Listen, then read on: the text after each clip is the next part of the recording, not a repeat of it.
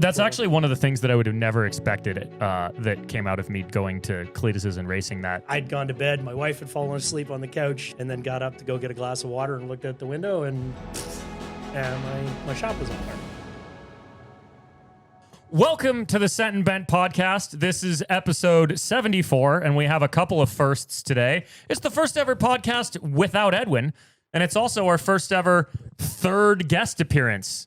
So it's more of a third than a first. Yeah. Anyway, this is Andrew, inventor of the Arc Droid, fan of rally cars and general shenanigans. Oh, I shenan. Again and again. Again, all the time.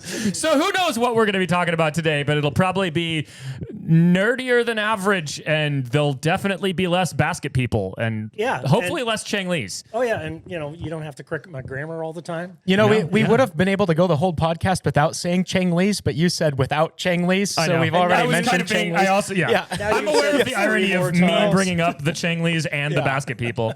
And we have sugar here that Chris is missing. As promised, Andrew came here to correct Edwin's grammar on the podcast and bring Chris sugar from Canada. Chris is not here yet today, and Edwin's busy editing our ridiculously long road trip video. So because you did a ridiculously long road trip. Exactly. Yeah. How many hours of footage? We ended up with like 74 something hours 70 of something footage. hours Good of footage. Edwin just last night said that he still had 37 hours of footage that he hadn't even watched yet, and he's already been working on the video for like off and on for 2 weeks. Painful. Yeah. Painful. Yeah. Well, it's been a long time since I've been here. Like, it has. By way of reference, the last time I was here, Edwin was asking for advice on how to buy things on Alibaba. So, who knew how far down the rabbit hole that one would go? I don't think anyone could have predicted that. That got way out of hand. Extremely so. Well, did you see it coming, the plot twist where he went into amusement park rides? Because I didn't really see that one coming. No, it tracks, but I'm astounded that Mariella let him put that thing up in the backyard. But he didn't tell her. Well, that's true. Until after it was set up. But she also didn't divorce him, so There is that. Yeah. Did you watch his video on that? Yeah. Because, her reaction was actually pretty funny. Because at first she's like, oh, cool, roller coaster. Then she's like, oh, a roller coaster in my yard. In the yard. Yeah, I might also be partly responsible for that because, I'd probably say 3-4 months after that last podcast, Em sent me a text going, Edwin wants to get a container. Do you know any shipping companies in China we can work with? And I'm like, here you go. And that was a bad move. Yep. You've created a monster. Well, he's having fun. And, it's true. He has 3 storage units full of Chinese bikes, something like that. Yeah. I think he mentioned a number somewhere around 40 the other day. He doesn't even know at any given time how many he has. Because people give me a hard time for having 8 cars. But all of your cars are good, mostly, and valuable and cool for the most part. Speaking of, last time I was here was not that long after I rolled my rally car. Right. And I completely obliterated that thing and wiped it out. I have since rebuilt that rally car. Yep. Rallied it in few events, including the one that I rolled out in the first time, and then lost it in a fire. Yeah, that's a much worse way to lose a rally car than crashing it. Crashing it, at least you have pictures and evidence, and it was violent and exciting. And sadly, it wasn't the only thing I lost in a fire. Yeah. So that I haven't really talked about this publicly, but I'll go over it real quick. My workshop burned down. Yeah. So I in August of last year, I'd gone to bed. My wife had fallen asleep on the couch. She heard a pop, which turned out it was the breaker going in the house, and then got up to go get a glass of water and looked out the window, and my shop was on fire. So Yikes. not a good way to buy new tools, but here I am. It's and the thing is, it was what it was. I think you told me, but you should tell the people of. It was a cheap Chinese golf cart battery. Oh, wow. This should stand as a warning to Edwin. So I sent a text to Ethan shortly afterwards with a photo of the fire and said, all those sketchy batteries you have around the place, you might want to, put them somewhere else. Yeah. So it's Was it charging or doing Yeah, anything? it was charging. Okay. It had been. I charged it a couple of dozen times at Right. least. It'd been that battery been in there for a couple of years. Right. And I guess it was just a combination of hot night and old battery and whatever, and that was enough to let it go. And the golf cart went up, and then it caught the corner of the building on fire, and my Porsche on fire, and so whole building, all the tools, both of the rally cars, my Porsche, my Bentley, my cat, which was kind of sad. That is very sad. Yeah. But all my original Arc Droid prototypes, all my development tools, everything, all gone. So, Wow. Yeah. I mean, you can't take it with you, I guess, but yeah, well, that's a bummer. There's, and I'm rebuilding now. I've got the new building almost finished, and I'm starting to buy materials and tools. But if anybody's wondering why there hasn't been a whole lot of, hey folks, welcome back to the shed videos out. The shed doesn't because exist. There was no shed. So it's been, we're back. We're mostly back up and running. I've been working out of a shipping container for the last 6 months, but we'll be back up and fully running shortly, and I can get back to doing some of the development and stuff like that. Yeah. Got to keep making the Arc Droids for the people. Yep. Got to keep making the Arc Droids. Everybody loves them. Everybody loves them. Dude, when I started this business, with sort of thing, I built the thing because it was a tool I wanted, right? Like I wanted something in my shop that was easy to use, that didn't take up a lot of space and whatever. And I thought, okay, I could probably build a business out of this, and keep a couple of people, employed and stuff like that. We just shipped to our 54th country. Wow. We just shipped a couple of units to Hungary. Wow. That's crazy. I didn't realize how international you were, but what's the, I don't know the right way to say this, the oddest country that you've sent one to that you didn't expect? Liechtenstein. Okay. Which is like a country the size of this table. Right. That's in Europe, right? Yeah. Okay. It's a little principality sort of tucked down in between Switzerland and Germany kind of thing. But I've sent one to Mongolia. Oh, that's cool. Iceland. All over Europe. And that, speaking of getting international, that's the thing that causes me the most anxiety and stuff like that is now, because where we're shipping, so many places we're shipping, we're actually collecting taxes in all of these jurisdictions. Oh, that sounds like a nightmare. Oh, so all through the EU and all through the US, we've got to collect and file the taxes, and then Canada. We just got a UK VAT number, so now we're collecting UK VAT. That's the single biggest. Oh my God, I wasn't expecting this kind of part of the business. Is the bureaucracy that goes with it. But yeah, I think we're closing in on 8,000 units shipped worldwide now. Wow, that's a lot. Yeah, and you're right. Most people love it. It does seem to have a really good response. So I can't complain, I guess. I still do. Yeah, I mean, we all got to have something to complain about every once in a while, even if we don't have anything to complain about. Yeah, well, I sometimes joke about that with Steven. I'm like, people, Steven will complain about something, and if somebody doesn't know him really well, they'll think he's actually upset about it or, sad. And I'm like, no, Steven just, he's not really happy unless he's a little bit unhappy. Yeah, I always need to have something to complain about. And if I have nothing to complain about, I invent something. Yeah. One day you're just staring at the wall because you got, I got nothing. Life's good. Well, it's funny too because I'm generally a pretty happy person and stuff, but absolutely. It's always something little I stepped on a weird rock this morning. That would be the opposite of my sister-in-law, who likes to complain about everything and is always miserable. Yeah. Yeah.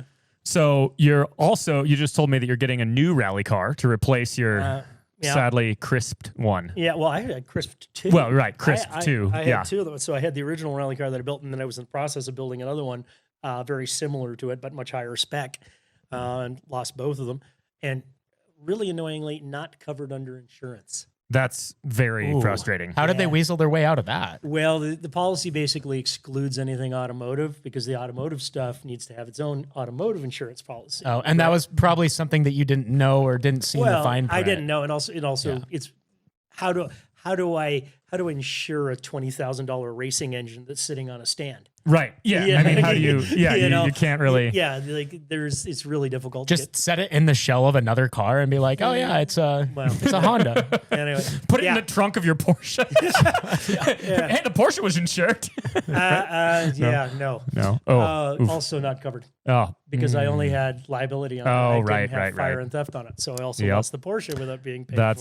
So a bummer. That one hurt a lot. And what really hurt on that was, they've gone up. Like I want to, like, 2 weeks later, I'm starting to look at, at ad listings and whatever, because I want to replace my favorite car and I want to replace the thing. And it's only I only had it for 2 years and they'd already gone up 20 grand. That's ridiculous. Canadian. Okay. So 1150, US, but anyway, so I'm like, I got for the same thing that I had 2 years ago, I got to pay $20,000 more now. And so, I did not buy another Porsche.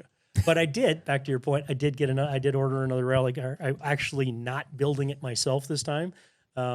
Being as old as I am and as busy as I am, I don't really have as much as I'd love to, you know how hard it is to finish a project. Yeah, absolutely. I was going to say, from what I can tell, having not really owned or done any racing, but just from researching and looking at used prices and stuff, it's almost always more cost effective to buy a used race car than it is to build one. Well, I buy a new one. Ooh. So the car I'm getting is actually a factory built race car. Ooh, that's cool. It's built by Stellantis Motorsports in Europe. It is a Stellantis. Is that like Dodge Stellantis? Well, Dodge is a small part of yes. Stellantis. Oh, I know. I was just curious if it's the same Stellantis. Same Stellantis. The podcast Smith and Sniff likes to think Stellantis sounds like a dance band, so it's like Stellantis.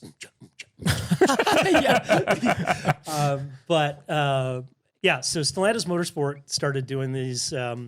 The World Rally Championship now has sort of tiers of racing of classes specifically designed to make it easier to get in. Right. So the bottom tier is basically a bone stock car with steel wheels and a regular transmission. It just has a roll cage and some, a little bit of suspension upgrades. And then next step up, you've got some better suspension, you got better engine, and then when you hit Rally 2, which is the second highest level, that's a full 4-wheel drive car with crazy turbo and big wide fender flares and everything.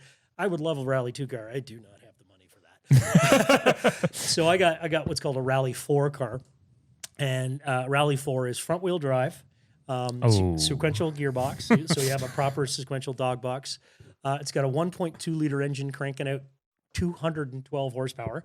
So that's high strung engine, right? It's basically a crotch rocket engine at that point. You're getting close, yeah. But so they started this stuff with Peugeot, right? And that's a Stellantis product, right? So Peugeot and Citroën are both Stellantis products, and they make versions of that for all tiers of the ladder, right? But just this past year, the end of this year, Lancia started getting back into it. So Lancia is also part of Stellantis. So that's funny. So it's the same. It's the same platform. I didn't realize that they were up. So is Fiat and everything like that. It's hilarious how many quote unquote Italian brands are not Italian. Like Ferrari is about the only one I know of that's still actually largely Italian. Well, so long story short, I got a Lancia Rally 4. Nice. Right? So I already own a Lancia. I have actually have two. I have a 1971 Lancia Fulvia and a 1993 Lancia Delta Integrale. That one's one of my favorites. Yes, that's my poster car. That was like when I found one at the right price, I'm like, I'll take it.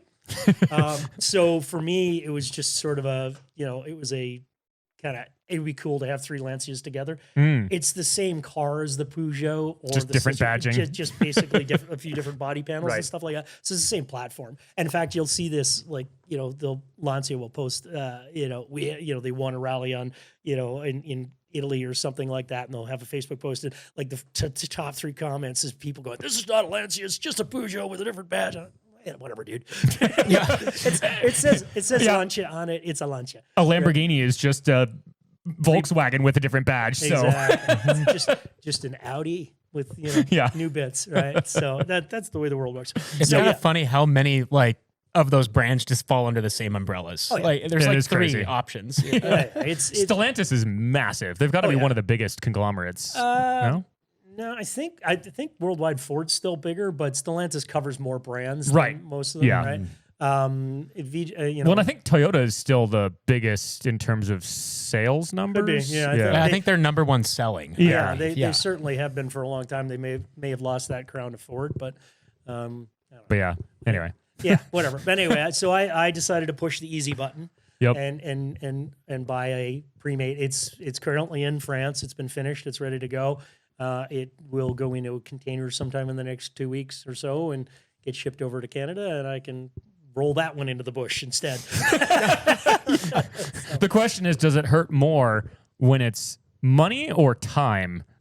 You know what I mean? When you crash the car, like I don't know the answer to that, but you know, it's like if you built it then and you crash it, you're like, wow, I just put hundreds of hours into this and then I wrecked it. I think the time is a bigger killer for me. To be fair, I would tend to agree. you know, not that I'm crazy wealthy or anything like that, but but I'm old enough now that and I'm settled enough in my life and whatever where I've got some money and it's a little bit easier to do this sort of thing and just buy the car and whatever. I am looking forward to it because it will be the only Lancia Ypsilon in North America.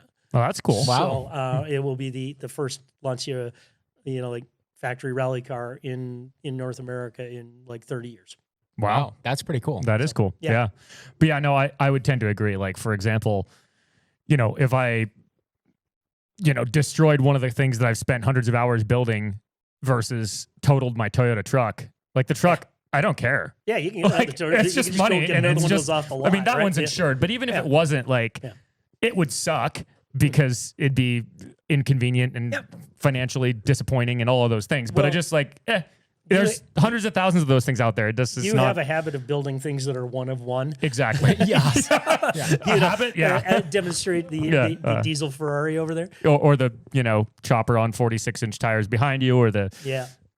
soon to be Hayabusa swapped Suzuki Samurai, or, All of those things. All the cool things. All the cool things that I never get to drive because the weather sucks when I show up. Yeah, this time there's many things running that you could have driven, but it's pouring down rain. I still haven't driven the Colonel. And that's, I know. That's I really want to drive that one. And it's even just one hub replacement away from driving. If we had 10 minutes of sunshine, we could go out and do it. But Maybe the puddles were a little smaller. yeah, the puddles are seriously, jet boatable at the moment. Yeah. I was kind of surprised when I showed up to snow today. Yeah. Like I saw it in the forecast and thought it was a lie. I'm like, Well, all winter you guys have been griping about actually not having any winter. Yeah. All winter for us, we had winter. You stole our winter. We really got hammered this year. It was crazy cold for a long period of time. Like we had a week solid where it was like minus 25, minus 27 C, which I think is like minus 16 or minus 18 yeah, it's about that. Fahrenheit. Yeah. So Yeah. Very cold, just nonstop. yeah, just like, oh my God, please stop. And we had lots of snow. Like when I left, still had snow piles in the backyard and in the shady areas and stuff. So That's where we'd normally be at this time of year, but we haven't had, the snow's been gone from the ground for like a solid month. yeah, and your trees are popping and everything like that. Grass is growing. And I show up and it's, just above freezing and rainy. Yep. And Thanks. snowing a little bit. Yep. Yeah, you were blaming No, me it's- for bringing it this morning, but it's brought really it. you. You brought it. You said it's been raining for like a week straight at home, and it's been nice here. So it's all your fault, just like the Edwin's Changli addiction and all of the hexagons. There's the Chang Li again. Stop with the Chang Li. Well, we could always detour from this and talk about creative ways to dispose of the Changlis too. Oh yeah, nah. Well, I can tell you, fire's good. If you want to get rid of a lot of stuff, and light your building on fire. they're basically a golf cart from China, so they're basically the same thing That's right. that started So your just fire Leave them plugged in. at Edwin's house, not here. Yeah. So No, we don't want to burn down Edwin's house. It would be entertaining to burn down a Changli, but only if nothing else. So what's your big plan with the Ferrari? Well, we've talked about, and I think it would be really cool to race Pikes Peak with it, or do any race with it, really, any sort of rally or like. But Pikes Peak is just one that I know of. It's famous, it's exciting, and it's kind of a one-off race where you can race in just about anything. It's not a series. Yeah, you don't have to meet a very specific spec. Yeah, to be they in have a class called exhibition class, where as long as you can pass safety tech, you can race. Like it doesn't matter. So it's one of the few like big exciting races where that's an option. Yep. Because most everything else is a big series, and you can't just show up and do one race. I mean, you could, I suppose, but It's not like Well, there's a guy. I think he's in California. That's got a Ferrari engine Subaru rally car. Yep. I tried to convince you to do a Subaru powered Ferrari rally car. I was talking about and then, that. and then you guys could get together and at Dirtfish or something and race. if I'd gone that direction, it would probably already be running and driving. Oh yeah. Because I could have just dropped an entire powertrain into it, standalone ECU, done. Yeah, it's not like it's hard to find aftermarket stuff for Subaru. No, it's not. What it's very hard to find is aftermarket stuff for Volkswagen Touaregs with a V10 TDI. Yeah. It's arguably probably one of the top 5 most difficult to find parts for engines in existence. That is relatively modern. But it'll go places you can't even walk. It'll go speeds you can't even walk, that's for sure. Yeah. I mean, I haven't done any actual math on the gearing in the transmission, but just some rough, guesstimating, because that transmission's out of a Porsche Cayman, which is already geared. I mean, it's geared a little bit lower than some sports cars, but it's geared to do, 150 at least. Oh yeah. And we have bigger tires. And you have all the torque. And we have all of the torque. Yeah. While still having most of the RPMs. What's it's the a red diesel, line? but it still revs to like 5. Oh, that's pretty good. Or 48 or something. Yeah. So like we still have most of the RPMs. We have all of the torque and we have higher gearing. And that car from the factory would do 183. So theoretically, that could be a 200 mile an hour car. There you go. Put your Formula One tires on it. And Yeah. Have at it. What, you mean my Chinese off-brand dirt tires aren't going to cut 200 miles an hour? No, probably not. But I would seriously compliment you on the white rims. That was the best call you could have made for sure. Yeah, it's just the right move for that thing. It's, vintage that says rally car. That says rally car. Right Well, there. it's funny because it in person it looks really cool, but on camera it almost looks like you're taking a picture of a miniature car, like a Matchbox car or something. Like on camera, it just looks so unreal, kind of. Yeah, it is. It's disproportionate. Yep. And I'm not sure how Tavares talked you into buying that thing, but Well, he didn't. He talked Edwin into buying it. That's a lot easier. Talking me into buying a Ferrari would be very difficult. Yeah. Especially one that's that much work. Also, he'll do a way better job and get it done quickly. Yeah, way faster than we could. Because I am me. Robbie has an entire functioning body shop and a YouTube channel and a lot of employees. So that's a good fit. That's a good, and that's just Utah, so that's not far from here. No, we can trailer it down there or whatever and go. I kind of want to buy one of the the unloved previous versions. So this is the 355. This is the one that everybody likes. This is the proper vintage Ferrari. You know what's funny? I like the 348. Everybody says, like, not everybody, but people who know Ferraris like you and, other people, they're like, oh, the 355, that's I'm like, I had never heard of a 355 before you got this car. Like, I assumed it was one of the ones no one cared about. Nope. That's how little I know about Ferraris.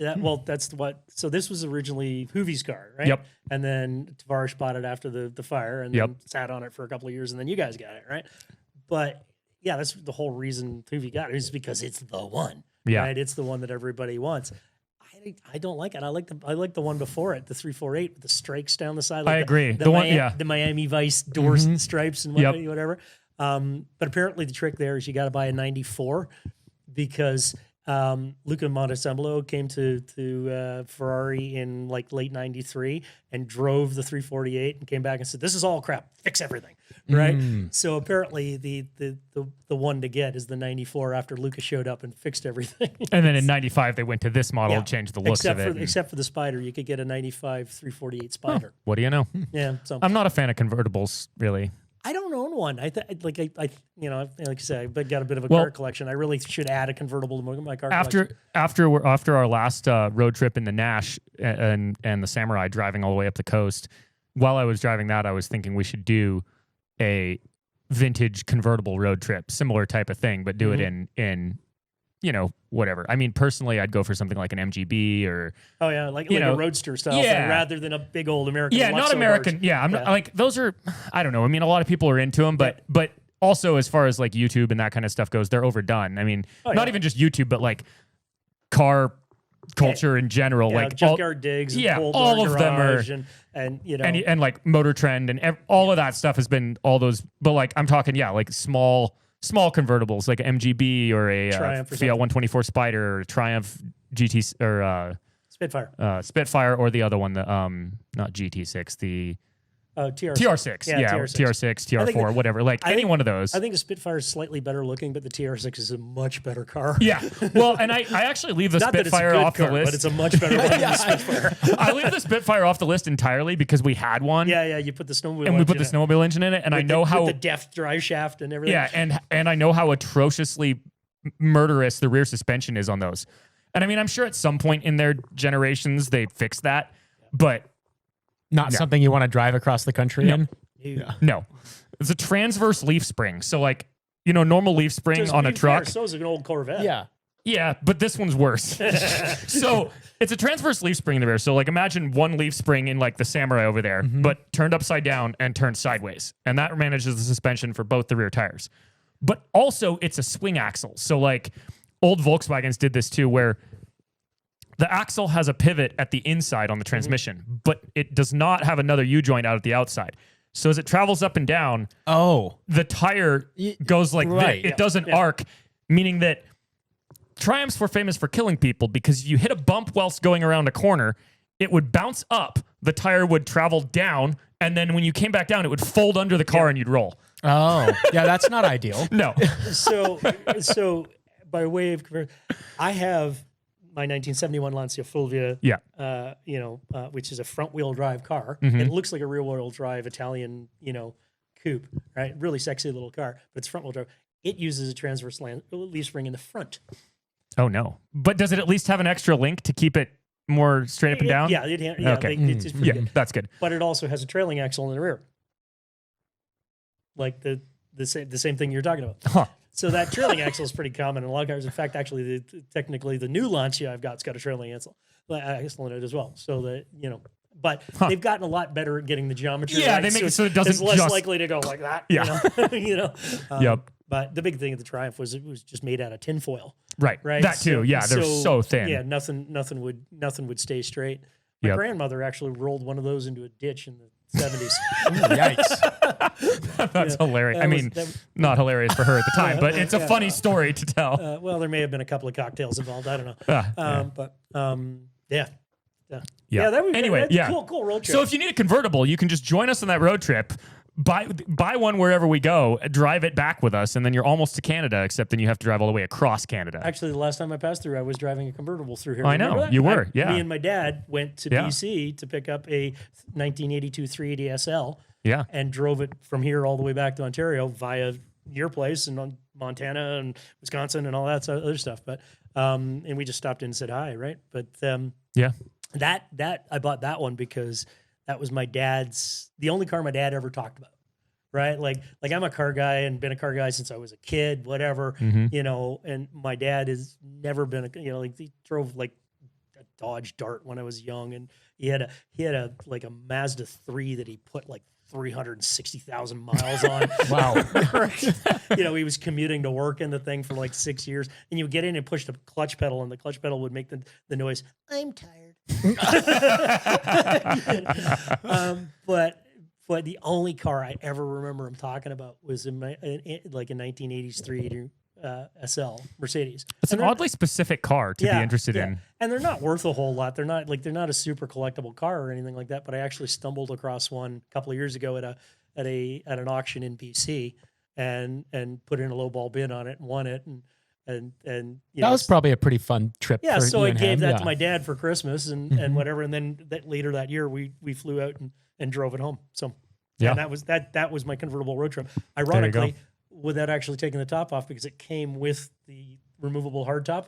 Oh yeah, you can't take that off because you got nowhere to put it. You gotta leave it somewhere, and I got 4,000 kilometers covered to get home, right? So, but my dad drives it with the top down all the time. Like he doesn't, he never puts the top up. So that's awesome. Yeah, I don't have a convertible in my my stable right now. I should get myself one. The only convertible we have, arguably, is the Humvee and or the Nash, because it's got a removable hardtop. But well, arguably, it's also not convertible because you can't actually. There's no windows, so you can't unconvert it. It's just always open. It's converted. It's converted. It is fresh air privileged. It got pretty cold the last day. Yeah. Because it was like, it was 36, I think, that Something morning. like that, yeah. Wow. Yeah. So we bundled up, and Ethan and I were in there like, let's get the heater on. So this road trip better or worse than the military vehicle road trip? I think we kind of concluded that it was overall our best road trip, just the most enjoyable and scenic and everything else. But there were certain elements of the military vehicle ones that were because you're way more driving entertaining. A giant military vehicle down there. Yeah. Like the Nash one was overall more fun because like the weather was nice and like we had some breakdowns, but only enough to keep it interesting, not like constant. And even when there were issues, it was like very low stress because you're dealing with a car that's super common parts. I mean, the Nash isn't, but and the also Samurai is. they're cars that you have no stress with because if they break, you can just push it a couple miles. if you need to. Exactly. Whereas when we were in the military 6x6s, the MTVs, you can't even call a regular tow truck. No, they're 20,000-pound trucks with air brakes and parts that like only a couple of the parts on the whole truck could you actually buy anywhere. Breakdown on that. Matt's off-road shows up and goes, nope. Yeah, exactly. Right. Yeah. There's very So that one was more stressful, but also more fun in certain ways. And it was much more absurd. Like the other one was like, I mean, it wasn't normal because of the way that things are. Because of what it is. Like but it was like more. It felt more like just a fun road trip for fun. Guys trying to get home with the with some toy. Yeah. And our scenery, I think, was like 10 times better. Yeah, and we lucked out on the weather. It never rained the whole time. Oh, perfect. And like it was way too hot the first couple of days, but then once we got to the coast, the weather was nice. Like we found really cool spots to camp. It was once you get the Hayabusa into that thing, you're gonna have to figure out how to do 4-wheel donuts. That would be terrifying in that thing. It's so top heavy. Yeah, but you only die once. Yeah, true. Yeah. Also, you probably wouldn't even die if you rolled it. It'd just be, having rolled a Samurai, I can say I'm still here. Yeah, I had a Samurai back in the 90s. When you were not even around. Hey, I was around for all of the 90s except for first half of the first 10 months of the 90s. You were 91? No. I was born in 90. So I only missed the first 10 months of the 90s as a decade. So as Chris isn't here today, I'm the old guy. I'm 56. Yep. So I had a Samurai back in the 1990s, and of course did all kinds of dumb things in the bush with it, and did roll it once. It was a soft top, so I just put it back on his wheels, kept going, and it was fine. And I didn't even do any body work on it or anything. It was like, it was. Did you just tip it onto its side or I all the way right over? up onto its roof, hanging there on the seatbelts, going, oh crap, now what? Was that the first time you rolled a car? No, I think it would have been the second time.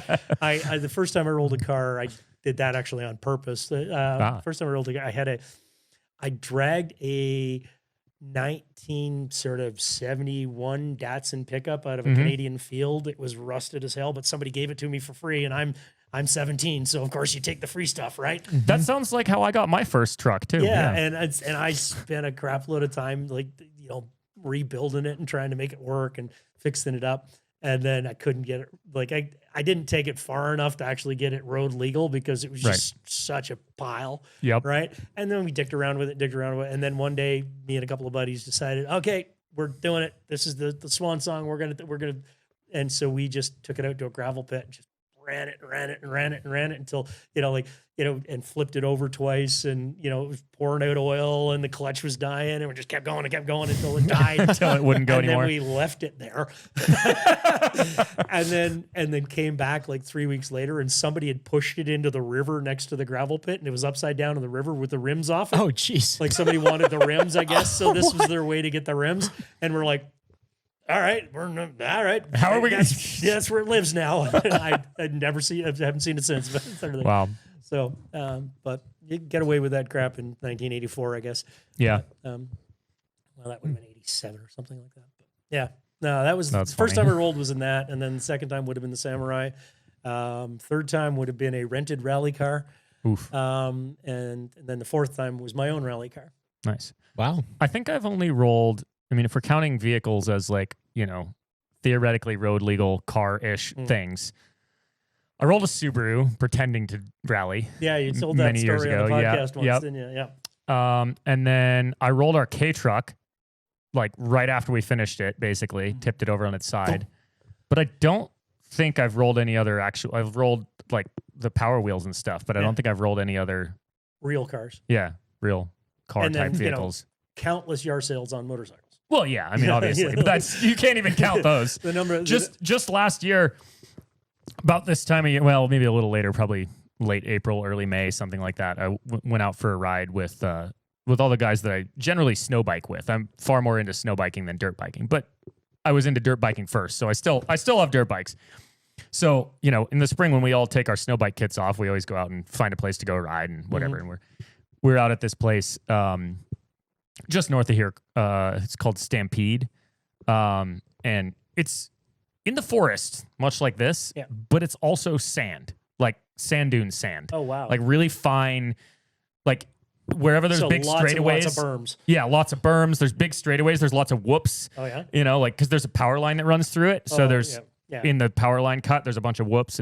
It's a really odd little spot because it's basically like sand dunes, except there's not enough wind and there's too many trees. So it's just piles of sand. Okay. It's not quite properly dunes.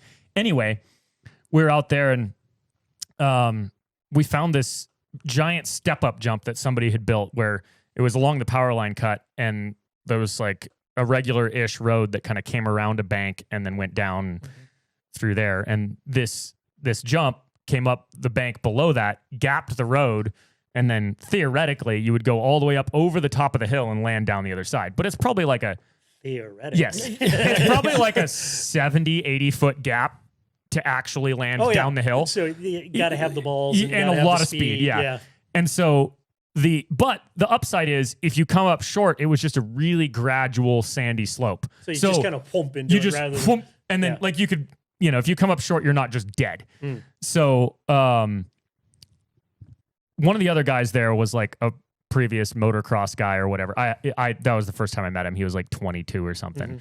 And so he was like, oh yeah, I'm going to hit it. So he goes, you know, comes up a little short, but just kind of bounces over the edge. Catches the lip. Yeah, catches the lip, but like, you know, I think he might have crashed, but just barely. Like he just kind of tumbled. And I was like, well, I think he was on a 250 too. I was like, all right, well, now I know I need more speed. So I went to hit it, but the problem is the run up to the jump was terrible. It was either a little single track that like kind of went off to the side and then last minute got lined up straight, or just nonstop whoops for like 100 yards. So it's just throwing you around the whole time. So you just can't get speed until right at the end. So the first time I hit it, I did basically the same thing he did. I got a little bit more speed, so I made it just like almost to the knuckle of the jump, hit, and then just kind of bounced over the top. And I was like, okay, more speed. So I hit it again.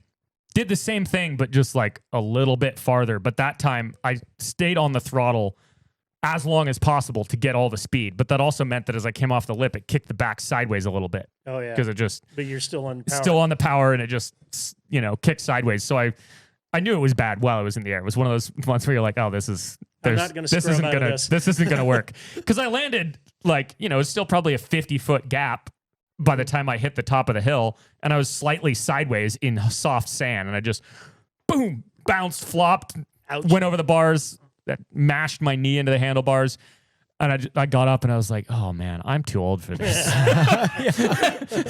And the funny part is the other guy that had been doing it, he was like, wait, how old are you? I was like, I'm almost 35, and he's like, oh, dang, that's awesome. You're still out here doing this. I was like, what are you talking about? I'm not that old. Get used to it, man. Get used to it. It gets worse. Trust me. Yeah.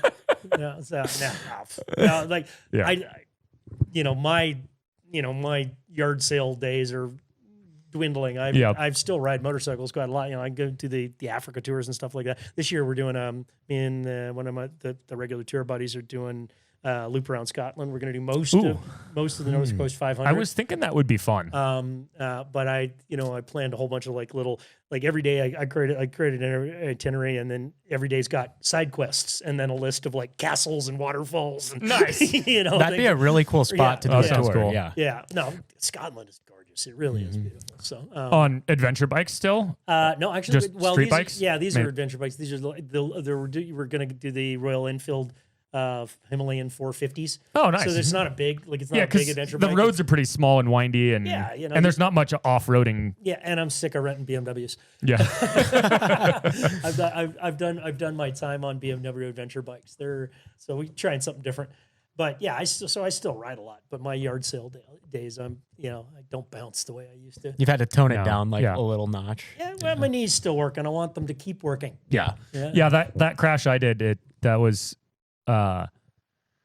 many months before my legs, because what got me is I hit the handlebars right above my knee, right in my. Yeah, and it hits the and hard part. Well, and it bruises everything. And it hyperextended all the tendons on the back of my leg. So like that's what took forever to heal was the tendons on the back. Like Ow. it was like 6 months later, I was still like, oh, that kind of hurts. We've all met Travis Pastrana. So Yes. if you want to see an example of all of the yard sales ever, I don't know how he still is going as hard as he goes because he it's spends a lot of time in physio. yeah. Like like It's his impressive. Recently saw the X-rays again of like Of his legs body and with what- yeah, I was like, 1,000 oh pieces wow, of metal in that's- it. yeah, like he knows that he's broken all of the things, and that if he doesn't keep up on so he works out like a mother, and he does a lot of physio and things like Yep. that.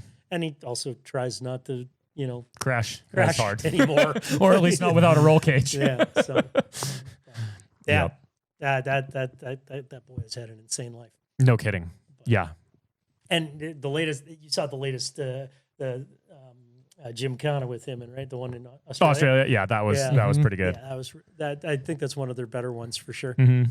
Yeah, they had I think that one had like just recently come out when I was at the last race down at Cleetus's, Oh, yeah? hanging out Oh, with yeah, those that's right. guys You because did it I again, raced with didn't Jim. Well, yeah, I co-drove with Jim York for Yeah. the Where'd you guys end 2.4 up in hours that of one? Lamullets. What's that? Where'd you end up in that? I mean, I was holding second for a very long third. Second? Third? Whatever. I was in third for a very long time in the first half. And I left him the car. I was trying to pass into second towards the end of the first half. And then somebody also was trying to pass me at the same time, and we bumped and I spun out. But I still gave him the car in one piece in the top like 7 when he got in it, and then he DNF'd it. The car was in one piece, but it had already been bumped a few times, and then he clipped I think he clipped a tire and broke the tie rod on it or something. That'll do it. But he was holding like 7th place or something for quite a while, and then so we were doing really well, and then right up until we weren't. Well, but you guys got to figure out how to buy yourself an old racetrack so you can do it here on this side of the world. yeah, absolutely, with a different take on it. Get a dirt oval or something like that. Well, Robbie Layton just bought a dirt oval. Did he? Yeah. I forgot about that. Yeah. A very old, crusty one in Utah, but Well, most of them are old and crusty these days. yeah. But yeah, I think it'd be fun to get a Legends car and do some those- dirt racing yeah, with it. those Because they things just look so. They're not they made look for like- dirt, really. But like, Well, no, I mean, they race them on dirt in my part of the world. I don't know about you, but yeah. I don't know. I mean, I guess they're for both dirt and pavement. But anyway, they just look really cool. Yeah. And I think it'd be fun to get one, do some actual like circle track and dirt track racing with them, and then turn it into something else. Because the bodies are so cool looking. Yeah, Like, yeah. they'd be perfect Yeah, and for it's like a miniature. it's like a Toyota rear axle or something in them. Yeah, and they all have either the older ones all have a Yamaha 1200 4-cylinder, and all the new ones have an FZ09 engine. The Yamaha 900. So yeah, Is the all the FZ09 fun. is a triple, right? Or am I No. thinking of? I don't know. Not sure. I can't remember. Anyway, it's a 900cc modern fuel injected one. Yeah. But what's cool about it too is it's a spec class. So like you can't.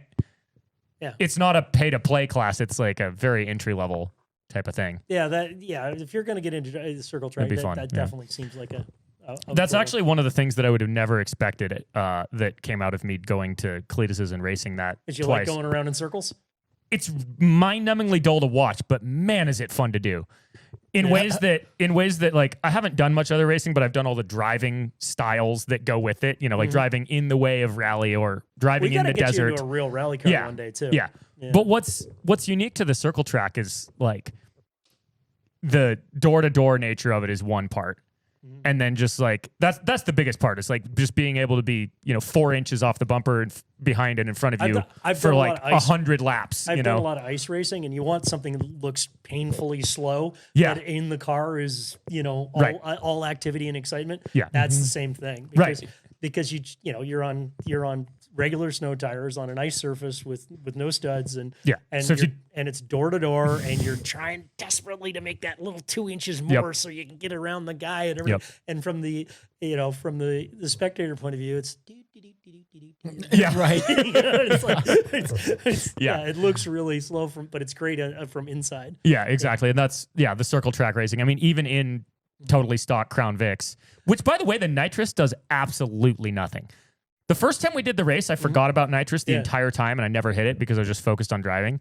This last time I was like, I knew what to expect a little bit more. So I was a little bit more in the, mentally. Zone.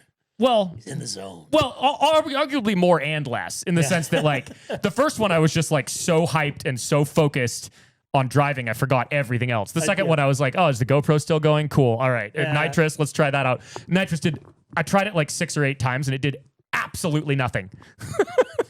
Maybe it was just my car, but maybe we've been misled. Yeah. You know what you need? Actually, you know what you need? There's a group. I think they're in Spokane, Northwest Rallycross Association, and they've got a rallycross that they have that happens down in Spokane, and you can literally take anything on this property down there and run the rallycross. Yeah, we do need to do that. But and they've even got one of the guys in the club down there is really good with an FPV drone. So that's cool. So like I'll get their their Instagram feed and whatever of trying to get people to come out to the rallycross, and it's all FPV stuff, beat up old Subarus and old Toyotas and whatever doing this rallycross track. Yeah. That's your first place to take to Ferrari. There you go. That's good testing zone there. There's your goal. Our one of our friends, Lucas, he's actually helped us with some of the wiring on that in previous projects. He's big into autocross, and I've done it with him, and that's also really fun. But like, there's just nothing that compares to the like door to door, lap based. Yeah. But rally is rallycross is a lot more fun because it's loose surface. Right? Yeah, loose surface. Yeah, totally. The looping you've done around here. Yep. You definitely probably have some skills. I'm very familiar with questionable traction. Almost hitting a tree over and over again. Yep. I think it'll be scary to watch Ethan do that. I don't know. I think he'd probably be pretty good. Do what? Just race rally. Oh, I think I'd be afraid because like you are a very, very, very good driver, but I'd be like kind of scared to watch that. Yeah. We should get you into a real rally car one day, I would. That would be a lot of fun with a co-driver and everything. Thing. That would be a lot of fun. The rallycross is easy because it's just a lap and you can bring anything and like this is one of the things like I as being part of the rally community in Canada and whatever, I actually I used a little bit of my Arc Droid budget and stole it to make some rally ads to try and promote in Ontario and whatever. And this is one of the things that we try and tell people is you don't necessarily need to buy a FIA Stellantis built rally car to get going on these. For example, random example. Yeah, just off the top of my head. right. You don't need to do that. You can do a rally cross. You can do. We also have navigational rallies, which is not technically or racing. Right. So the challenge is the navigation, but you still get to drive some great roads and do some interesting driving and stuff. Yeah, that's kind of the format that the Gambler is, like the navigation type rally. Yeah. You're not meant to be going at any kind of speed. You're just going to try and figure out how to get over there at at roughly this kind of speed. But the rallycross is a great way to start because you can take your daily if you want, and some people do, right? But other people, they'll pick up an old Subaru for $2,000 and slap a skid plate on it and share it between a couple of buddies, and they go out and have 10 runs in an afternoon and have a great time and get a lot of dust in things and whatever. But it's a great way to get started. So people, rallycross, you got to do it. Rallycross, autocross, definitely. Those are. I mean, just go racing. Come on, it's absolutely. The number of people that make it through their entire life with never experiencing the joy of driving, right? Like they drive, they get up in the morning, they get in the car, they go to work, right? Whatever. But they never get a chance to have fun driving. I think that's kind of sad. You need to have fun and drive all of the things. Drive motorcycles, drive cars, drive whatever. Do some things and rallycross or autocross or any of that sort of stuff is an easy way to go out and have some fun in a car and learn that you can actually enjoy, whipping a car around as opposed to it just gets you to work. Yeah, no, I agree. That's definitely Speaking of rallycross. I'm sure you've seen Liam Doran and his twin Hayabusa engined mini pickup that's built for the autograss. Yeah. That's what made me think of it is the absolutely insane. And he sold one to wheelies. Travis now. But well, Cleetus has got one. Cleetus has one too. Yeah. They both got one. Cleetus is on rally tires, like actual proper rally dirt tires. Rally tires. That's rally cool. tires. I don't know why. But he doesn't exactly have much. To be fair, as of the last video I saw it in, it only had front rally tires. The others are just slicks now. They're bald. Yeah, that tends to happen when you have a Hayabusa per tire. Yeah. I'm not sure what, but that, I noticed that in the thumbnail one day. I'm like, why is it actually on rally tires? Because rally tires are a very specific type of tire. Like if you ever have to mount one, you will curse it horribly because the sidewalls are like 3/4 of an inch thick. They're just so stiff. They will break tire machines trying to put them on. And then they have a very specific sort of tread to them and everything like that. Like those Chinese, off-roader tires sort of look like rally tires. Which was the goal, but but they're not at all. They're not. But No. if you actually drive on gravel on real rally tires one day, you will be astounded how much grip they have. Huh. Right? Like especially under braking. Yeah. You've driven enough loose surfaces. Oh, you got to be careful under hard braking. It's eventually, but with a good set of rally tires and a well set up car, like you can haul it down so hard your eyeballs are pulling out of your head. That's crazy. On gravel. On loose gravel. On gravel. That's crazy. And that's all in the tires. So, Yeah. Rally has definitely always been on the top of my list for ones that I'd want to do. Rally, desert. I've been doing it for 30 years and I still want to do it. I still can't wait to do it again. So, Yep. Have you ever done any desert racing? Probably not. I have not, but Yeah. like a trophy truck is on my. I would love something with the big long try to boom, boom, boom across. Well, we need to find a way to do a grind hard / Arc Droid desert racing team. So what you finagling for sponsorship now, are you? It's a team effort. You gotta have basically. Are you you're gonna try and you got that The side by side? You're gonna actually get it out and race it? Yeah. The plan is, we have an Audi R8 body to put on it first, fiberglass. Okay. Audi R8 shell. I saw that in the back of Edwin's shipping Shop. Yeah. shop Whatever. floor. Yeah. So ideally, put the cage on it or put the body on it first, and then go race it in like the Mint 400 or something. Mm-hmm. Partly because, we don't have a lot of time for just going and racing for fun. Yeah, I know, Between all the videos and stuff, it's like I feel ya. and a video of going and racing side by side in the desert, like it's the least cool thing you could possibly But race. there's a few out there. Yeah, exactly. Like for a good reason. You can get into a desert race for like 20, 30 grand for a used race car, which is crazy cheap to get into that type of racing, for sure. like insanely cheap. And you're not going to win, but you can get a functional car that's fully set up and you can go have spend, a lot of fun. 2 days trying to get to the end of this 1,000-mile, craziness. Yeah. And that's a lot of fun. For Yeah, sure. exactly. But Doesn't necessarily make, scintillating YouTube, but no. But if you make it look like an Audi R8 and then do it, maybe. There you go. There you go. But desert racing is definitely on the list of try. The main reason I haven't tried desert racing is because where I live there ain't no deserts. Yeah, absolutely. There's not really here either. Well, you're a lot closer to it than I am. We got rocks and trees, man. We got rocks and rocks and rocks and trees. That's what we got. Yep. So you're farther north and mostly way farther east. So you got to go south. actually, and I'm slightly south of you. Are you? Yeah, if you look at where I forget that the I forget that dips the down. yep, I forgot about that little dip there, but either way. Still sent us all our winter. No, we got the Canadian what's called the Canadian Shield. So that like Hudson Bay, which is that, giant, dip in the middle of North America there. All around that is the oldest geological formation on the planet. It's called the Canadian Shield. Wow. And I did not know it's humps and bumps that used to be huge mountains. Right. Right. And then glaciers and glaciers and glaciers. There's more lakes in Canada than there are outside of Canada. Right.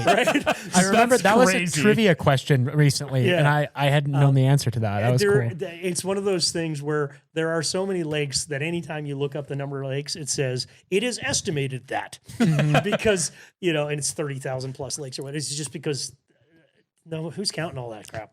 My favorite is it's somewhere in Canada, I forget where, there's a lake with an island with a lake.